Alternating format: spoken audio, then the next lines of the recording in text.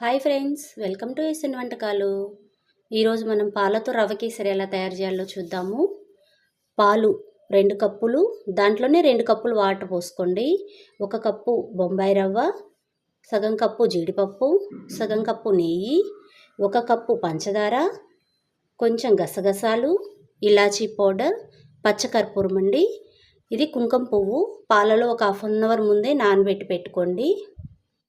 పొయ్యి ముట్టించేసి 2 స్పూన్స్ నెయ్యి వేసాను. ఆ నెయ్యి వేడవనిద్దాము. నెయ్యి కాగిందండి. ఇప్పుడు జీడిపప్పు వేసి ఎరుపు వచ్చేదాకా ఫ్రై చేసుకుందాము. జీడిపప్పు గసగసాలు ఇలా వేగిన తర్వాత ఇవన్నీ ఒక బౌల్లోకి తీసుకుందాము. ఇలాగే మళ్ళీ అదే ప్యాన్ పెట్టి ఒక 2 స్పూన్స్ మళ్ళీ నెయ్యి వేసుకొని నెయ్యి వేడవనిద్దాము. నెయ్యి వేడైన తర్వాత రవ్వ పోసుకుందామండి. రవ్వ పోసుకొని ఎరుపు వచ్చేదాకా వేగనిద్దాము. మరీ ఎరుపు రానివ్వకండి, పచ్చివాసన పోయి కొంచెం కలర్ మారేదాకా వేపేద్దాం.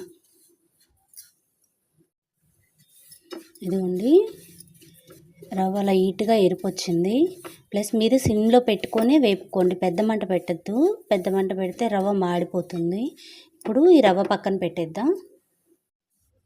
రవ్వ పక్కన పెట్టేసి ఒక గిన్నె పెట్టాను. ఆ గిన్నెలో పాలు పోసుకుందాము. ఈ పాలు కాగనిద్దాము బాగా.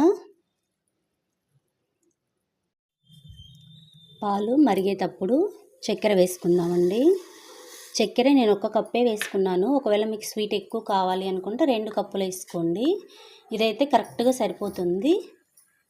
ఇప్పుడు చక్కెర కరగనిద్దాము. పాలు ఇలా మరిగేటప్పుడు రవ్వ వేసి పెట్టుకున్నాం కదా, ఆ రవ్వ వేసేసేయండి. ఒక 2 నిమిషాలు కలబెడుతూ ఉండండి. ఇప్పుడు లైట్గా రవ్వ ఉడకబట్టనిద్దాము.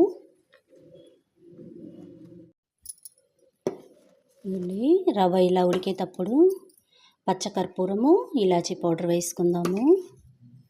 పచ్చకర్పూరం వేసుకుంటే టేస్ట్ చాలా బాగుంటుందండి. ఒక్కసారి ట్రై చేయండి. ఒకవేళ లేదు అనుకుంటే స్కిప్ చేసేయచ్చు. ఇంకొక 2 నిమిషాలు ఉడికితే అయిపోతుందండి పాలతో రవ్వ కేసరి. ఇది ఇలా ఉడికేటప్పుడు మళ్ళీ 1 స్పూన్ నెయ్యి వేసుకుందాము.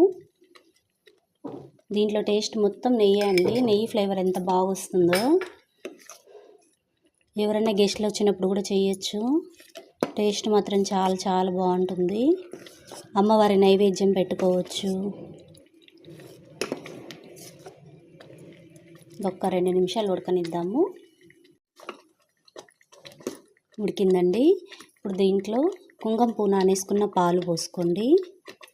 కుంకుమ పువ్వు ఉంటే వేసుకోండి, లేకపోతే స్కిప్ చేయొచ్చు. ఇప్పుడు డ్రై ఫ్రూట్స్ వేపుకున్నాం కదా, జీడిపప్పు అవి కూడా వేసి కలిపేసేయండి. నెయ్యితో సహా వేసేసాము. ఇదిగోండి, ఇప్పుడు ఇలాగే మూత పెడదాము. పొయ్యి ఆపేసేయండి. ఒక 2 నిమిషాలు మూత పెట్టి సర్వ్ చేసుకుందాం. అంతే అండి, అంతా బౌల్లోకి తీసేసుకున్నాను. ఇప్పుడు పైన కొంచెం నెయ్యి వేసుకోండి. అంతే ఫ్రెండ్స్, పాలతో రవ్వ కేసరి రెడీ అయిపోయింది. ఈ వీడియో కనుక మీకు నచ్చితే లైక్ చేయండి, షేర్ చేయండి, సబ్స్క్రైబ్ చేసుకోండి. Thank you for watching.